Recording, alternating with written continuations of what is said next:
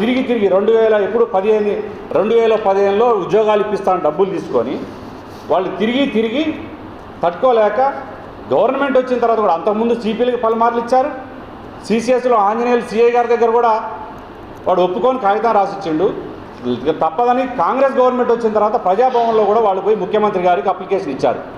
ఉద్యోగాలు ఇప్పిస్తాను మా దగ్గర డబ్బులు తీసుకున్నాడు ముస్తఫా అంటే అక్కడి నుంచి ఖమ్మం ఏసీపీకి ఆఫీస్కి రిఫర్ చేశారు. వాళ్ళు టెక్నాలజీమెంట్ ఆన్లైన్లో వేసి ఏసీపీ గారు ఇప్పుడున్న ఏసీపీ గారే పిలిపించాడు. కానీ నేను ఎప్పుడు ఇస్తామంటే కూడా మళ్ళీ ఒప్పుకొని అక్కడ ఏదో మేనేజ్ చేసుకొని రాసుకొని పోతుంది.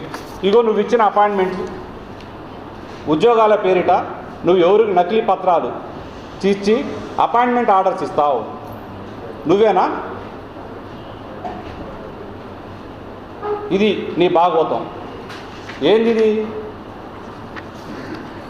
Proceedings of the government of Telangana department of revenue డిపార్ట్మెంట్లో ఉద్యోగం కోసం ఒకళ్ళకి అపాయింట్మెంట్ ఆర్డరు, ఇంకో appointment order government of India ministry of railways railway board, ఇంకా చాలా ఉన్నాయి. ఈ మచ్చుక్క మాత్రమే తీసుకొచ్చినాయి. సరే, ఇదంతా ఒక భాగం. 2016లో స్టాలిన్ అని అతని కోసమే కార్పొరేటర్గా నిలబడితే 6 నిమిషాలు కష్టపడి చేసిండు దళిత బిడ్డ. ఏం చేసినవరా నువ్వు? ఉద్యోగం ఇప్పిస్తా అని చెప్పి 3 లక్షల రూపాయలు ఇతని దగ్గర తీసుకున్నాడు. ఇదొక భాగం.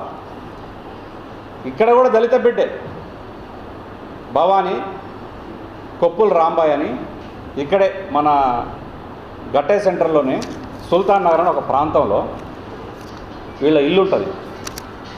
వీళ్ళ అమ్మకి అవసరం ఉండి ఒక 3 లక్షల రూపాయలు 5 లక్షల రూపాయలు కావాలని చెప్పి ముస్తఫా దగ్గరికి ఇంటి కాగితాలు తీసుకొని పోయింది. తీసుకొని పోతే ఆ ఇంటి కాగితాలు ఈ ముస్తఫా వేరే వాళ్ళ దగ్గర పెట్టి ఆమెకు చదువురాదు మహిళ, వీళ్ళకి ఇచ్చిండు 5 లక్షలు, అతను 12 లక్షలు తీసుకున్నాడు. అది ఆమె చెప్తుంది, నేను చెప్పడం కాదు. వీళ్ళు తీసుకున్న 5 లక్షలకి వడ్డీ కలిపి 8 లక్షల రూపాయలు మళ్ళీ పోయి ఇచ్చింది వీళ్ళమ్మ. ఆ డబ్బులు పోయినాయి, ఇల్లు పోయింది. ఇప్పుడు వీళ్ళకి తెలియదు ఆ ఇంట్లో వీళ్ళు కిరాయికి ఇచ్చుకొని ఉంటారు. ఈ మధ్య నుంచి స్టార్ట్ చేశారు వీళ్ళు ఇల్లు ఖాళీ చేయాలని. ఇక చెప్పు, ఎవడరా కబ్జాకోర్? కాబట్టి ఇట్లాంటి దొంగలను కాంగ్రెస్ పార్టీ కూడా మోస్తుంది అంటే ఈ మరక వాళ్ళకు కూడా అంటుకుంటుంది. ఇవాళ వాడిని ప్రోత్సహిస్తే కాంగ్రెస్ పార్టీ ప్రోత్సహించేలాగా భావిస్తారు పబ్లిక్ కూడా.